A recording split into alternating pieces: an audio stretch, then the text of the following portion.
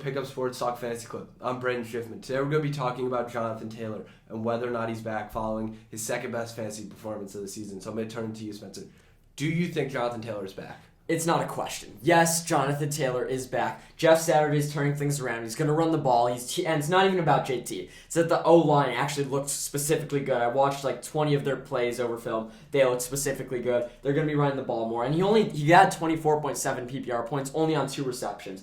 Obviously, he's going to need the touchdown to keep getting these points, but he had his longest run of the year. He had 147 yards, and he did it in 9 less attempts than he did in week 1. So I really think that the fact that he's being more efficient, the O-line's playing well, he did it without receptions, which I think will start to come more and more, and he did it with only 1 touchdown, I think is good to look at. I think Jonathan Taylor this week against Philly in a tough game is still going to get a touchdown. He may not have as many points, so I don't think he's going to run for as many yards, even though Philly's weakness is the rushing defense, so I think he still could have a good week. I think the touchdown, instead of being the difference between him getting 8 points and 14, it's going to be a difference between him getting 16 points and 22. So I think JT's touchdowns are going to continue. I think his carries aren't going to be insane, but he's still going to be an efficient runner, and I think he is officially back. No need to even worry about him.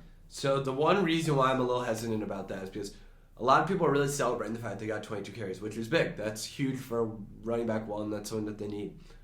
But in week 3 and 4, he had 21 and 20, and he had 12.1 points in week 3 and 3.3 points in week 4. And that's so my biggest fear about that is a lot of volume doesn't necessarily equal a lot of points. It's more about how he runs and how the offensive line works. And this is where you're wrong, is that there's a real reason to say there's a turning point with this running. That's what I'm saying, is that he's not getting the ball an insane amount. It's not like he all of a sudden had tons of touchdowns. It's that he looked really good. He didn't look like him. That's why there's no reason to worry. Unless you think he looked good just for this one game, which I think is completely a horrible take, because he actually has run differently earlier in this year than he did last year. He finally looked free. He felt like there was less pressure, and the O-line looked good. So that's why I'm most confident, because I don't see that regressing again. So that's why I think that the reason that he didn't have 40 carries and 2 touchdowns and still got this is actually makes him look better and more positive. No, that wasn't a diss on him. I was literally just pointing out the fact that it's more about him than the amount of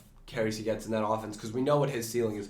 We know what his ceiling looks like. So if you're still a bit worried, do you think he's going to go back to how he played earlier in the year? Or do you think this is going to be consistent? I think let's see, how many weeks left? 8 weeks? Yep. 8 weeks. I think of the 8, I'd say at least 6 look a lot more like week 10 than they do week 4, let's say. Yeah, 7 weeks left. Sadly, Houston, that was in the last week of the fantasy season. Yep. That's a game he's going to tear up. Yep. I like him a lot. If you could still somehow buy him low, go for it. I'd probably still rank Derrick Henry, maybe Nick Chubb, maybe obviously Saquon, Eckler, and McCaffrey over him. That's close with Kamara, but he's right there in the top 7, and I'm telling you, from here on out, his value as the number 1 pick is going to pay off. Saquon's going to be better, Eckler's going to be better, CMC's going to be better, but the way he's going to play in the next 6 weeks is not going to be anything less than you expected when you took him. So I definitely 100% trust JT from here on out.